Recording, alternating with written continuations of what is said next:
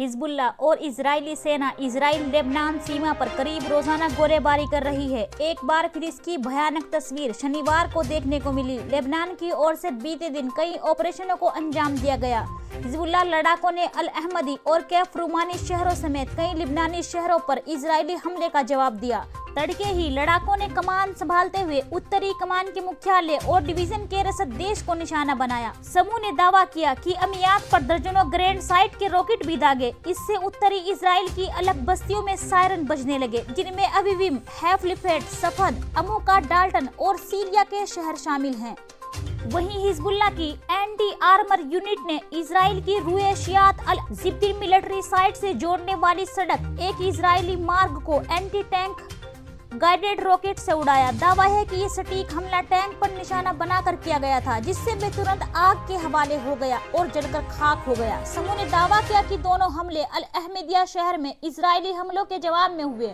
यही नहीं, प्रतिरोध ने तबराया झील के पश्चिम में अमियात के दक्षिण में फैली फ्लैट पर हमला किया। दर्जनों ग्रेनेड टाइप के रॉकेट एक इजराइल बेस की ओर दागे गए, जिसका ये मुख्यालय है। ये ब्रिगेड अपने हथियारों के लिए मुख्यालय और भंडारण सुविधा के रूप में बेस का उपयोग करती है, जिसमें तोप खाने और सटीक हमला करने वाले हथियार शामिल हैं। बताया गया कि हमले से कई इजरायली बस्तियों में सायरन बजने लगे। इसके अलावा हिजबुल्ला की मानव रहित वायुसेना ने माले गैलान बैरकों पर हमला किया। बेशकी और एक तरफा हमला करने वाला ड्रोन लॉन्च किया गया। इससे साइट के सैनिकों और अधिकारियों के ठिकाने और आवासीय इलाके बुरी तरह प्रभावित हुए। जो 10वीं अक्षेत्रीय ब्रिगेड के तहत वहीं लड़ाकों ने 68 अक्षेत्रीय ब्रिगेड की स्थापना स्थिति पर एक तरफा हमला किया। इस दौरान कई ड्रोन के झुंड एक साथ लॉन्च किए गए, जिसमें इलाके में जमकर तबाही मचाई। बताया जाता है कि ये तीनों हमले कैफर रोमाने शहर पर इजरायली आक्रमण के जवाब में किए गए। वहीं हिजबुल्ला के deputy leader Naim Qassem Netanyahu को चेताते हुए कहा कि लेबनान पर पूर्ण पैमाने पर युद्ध से दोनों पक्षों को भारी नुकसान होगा।